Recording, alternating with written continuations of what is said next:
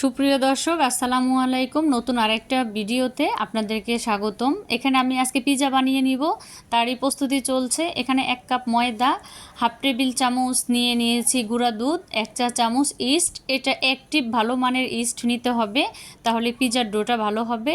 আর এখানে কিছুটা স্বাদ মতন লবণ দিয়ে নিলাম, রেগুলার রান্নার লবণ। আর 1 চা চামচ চিনিটা টেস্টের জন্য পিৎজাতে দিতে হয়।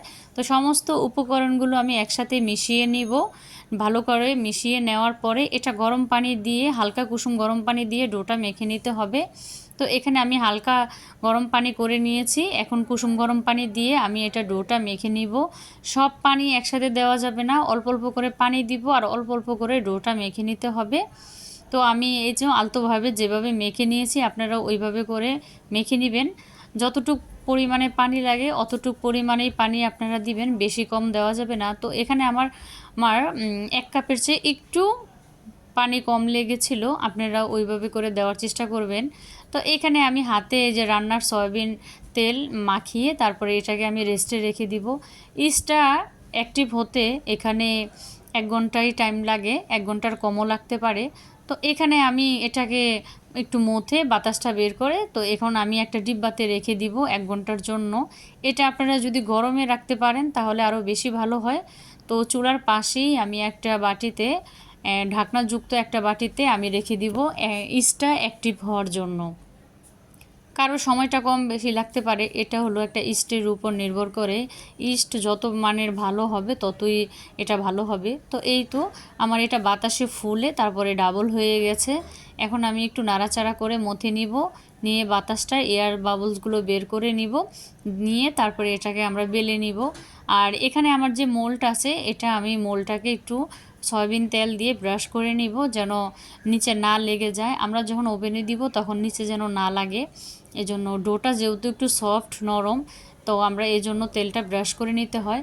তো এখানে আমি চিকেনের জন্য নিয়ে নিলাম, যদিও চিকেনটা তৈরি করতে হয় এর জন্য আমি 1 চা চামচ গোলমরিচ, লবণ, 1 চা চামচ জিরা, আর 1 চা চামচ আদা রসুন, আর 1 চা চামচ শুকনো মরিচের গুঁড়া দিয়ে, টমেটো সস দিয়ে, তারপরে লেবুর রস দিব। এখানে লেবুর রসটা দিয়ে মেখে নিব, হাত দিয়ে ভালো করে মেখে নিব। লেবুর রসটা দিলে ভালো একটা ফ্লেভার আসে, খেতে অনেক মজা লাগে।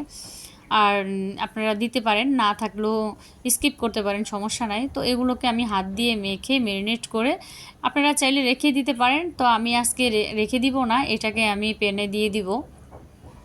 তো ভালো করে মেখে আলতোভাবে, যেন মাংসের গায়ে মশলাগুলো লেগে যায়, ভালো করে মেখে তারপরে আমরা এটাকে চুলায় ভেজে নিব। এটাতে পানি ব্যবহার করা যাবে না, এটা আমরা যে তেল দিব ওই তেলটাতেই আমরা হয়ে যাবে। তো এখানে আমি কিছুটা 1 টেবিল চামচ পরিমাণ তেল দিয়ে নিলাম। তেল দিয়ে তারপরে আমি এটাকে ভালো করে একটু ভেজে নিব, এটাতে পানি দিব না।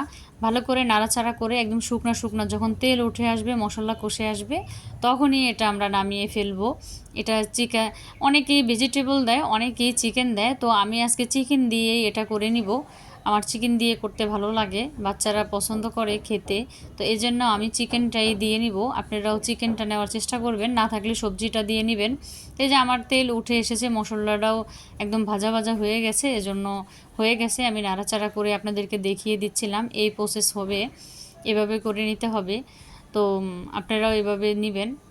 খুবই গ্রান বের হয়েছে, ফ্লেভারে একদম ঘর ভরে গেছে, খুবই ভালো লাগছে গ্রানটা। তো ভালো করে একটু নাড়াচাড়া করে ভাজতে হবে। আমরা যখন ওভেনে বেক করব তখন এটা আরও 50% সিদ্ধ হয়ে যাবে, পুরা 90, একদম 80% সিদ্ধ হয়ে যাবে, আর বাকিটুকু ওভেনে দিলেও হয়ে যাবে। তো আমি এখানে অনেকটাই সময়ে ভেজে নিচ্ছিলাম, যেন তাড়াতাড়ি করে ভাজা হয়ে যায়। তো এই তো আমার নামানো হয়ে গেছে। তো এখন আমি দিয়ে নিব, এটাকে সেট করে নিব মোল্ডে। সেট করে তারপরে কাঁটা চামচ দিয়ে একটু কেচে নিতে হবে, যেন ডোটার ভিতরে বাতাস, এয়ার বাবলসগুলো না থাকে। জন্য আমি ভালো করে কেটে তারপর এখানে টমেটো সস দিয়ে নিতে হবে। টমেটো সস দিয়ে মেখে তারপরে এই পরিমাণ মতন সবজি, চিকেন এগুলো দিয়ে নিতে হবে, তাহলে দেখা গেছে যে আমাদের খেতে একটু ভালো হবে। তো এই যে আমি ভালো করে একটু মেখে নিচ্ছিলাম পুরাটায়। যদিও আমার চ্যানেলে আপনারা যদি আজকে নতুন এসে থাকেন, আমার চ্যানেলটা সাবস্ক্রাইব করে দিবেন আর পাশে থাকা বেল আইকন ক্লিক করে দিবেন। আর নতুন নতুন রেসিপি পেতে আমার সাথেই থাকবেন, আমার চ্যানেলের সাথে থাকবেন, তাহলে নতুন নতুন রেসিপি আপনারা পাবেন। আর আমার চ্যানেলটা আপনারা যদি সাবস্ক্রাইব করে থাকেন তাহলে আপনাকে অসংখ্য ধন্যবাদ। আর ঠুস করে একটি লাইক দিয়ে দিবেন আর ফ্রেন্ড সার্কেলের সাথে শেয়ার করতে পারেন। তো এখানে আমি চিকেন দিয়ে দিব, আমি 2 লেয়ারে মজারেলা চিজটা দিব। আমি এখানে টমেটো কুচি, পেঁয়াজ কুচি দিয়ে নিব। আমার কাছে ক্যাপসিকাম ছিল না, আর অলিভটাও শেষ হয়ে গেছে, তো আমি এখানে চিকেন দিয়ে নিলাম। মজারেলা চিজ, পেঁয়াজ, টমেটোগুলো দিয়ে আরেক লেয়ারে আমি চিকেন দিব, মজারেলা চিজ দিব।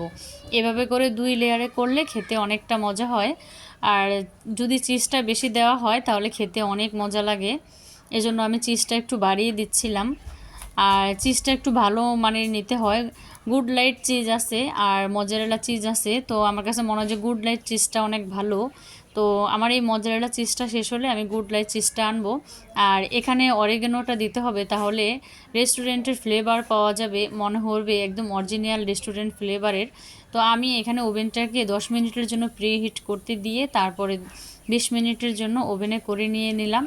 তো দেখতে পাচ্ছেন কতটা লোভনীয় হয়েছে আর দেখতে কতটা সুন্দর হয়েছে। আপনারাও বাসায় এভাবে ট্রাই করবেন, খেতে অসম্ভব মজার হয়েছে। সবাই আমার চ্যানেলের সাথে থাকবেন, সুস্থ থাকবেন, ভালো থাকবেন, আর একটা লাইক দিবেন। আসসালামু আলাইকুম।